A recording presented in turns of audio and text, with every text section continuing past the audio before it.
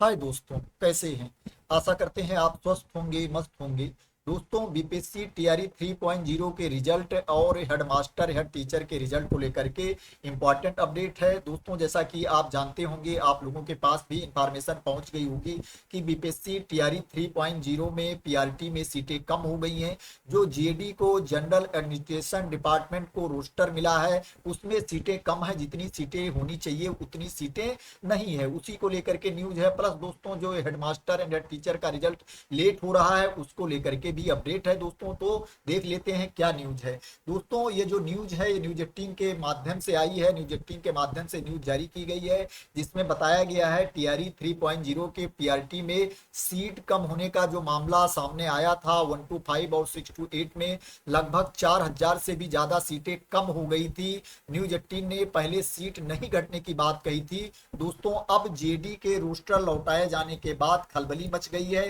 क्या है, जो जनरल एडमिनिस्ट्रेशन डिपार्टमेंट है उसने रोस्टर को लौटा दिया है। उसमें क्या है, फिर से संशोधन को कहा है, संशोधित रोस्टर मांगा है। और शिक्षा विभाग ने फिर से 1 to 5 और 6 to 8 के संशोधित रोस्टर की मांग की है।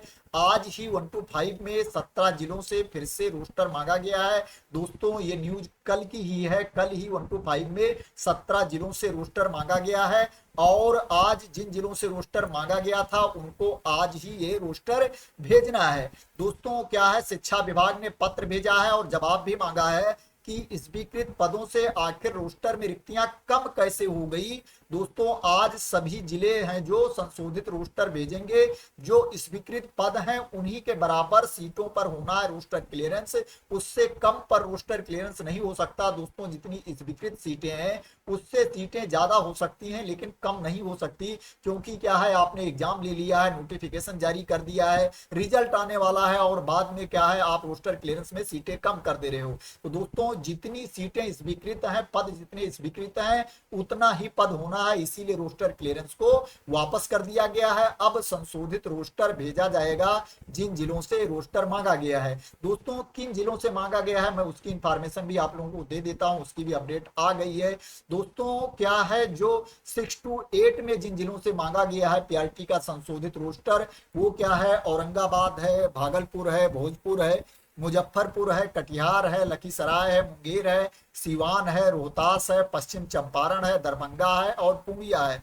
वहीं 1 to 5 में जिस जिलों से मांगा गया है उसमें अररिया है, अरवल है, औरंगाबाद है, बांका है। उसके बाद क्या है, भागलपुर है, भोजपुर है, दरभंगा है, पूर्वी चंपारण है, कटिहार है, लखीसराय है, मुंगेर है, मुजफ्फरपुर है। उसके बाद नवादा है, पूर्णिया है, रोहतास है, सिवान है और पश्चिम चंपारण से मांगा गया है 1 to 5 का संशोधित रोस्टर। और इससे पहले जिन जिलों का नाम लिया था मैंने, उनसे 6 to 8 का संशोधित रोस्टर मांगा गया है। और आज इन सभी जिलों को रोस्टर भेजना है, संशोधित रोस्टर भेजना है शिक्षा विभाग को। उसके बाद क्या है, शिक्षा विभाग जीएडी को भेजेगा 23 अक्टूबर तक फाइनल रोस्टर। और जीएडी से इसी महीने के अंत तक आयोग को रोस्टर भेजा जाएगा।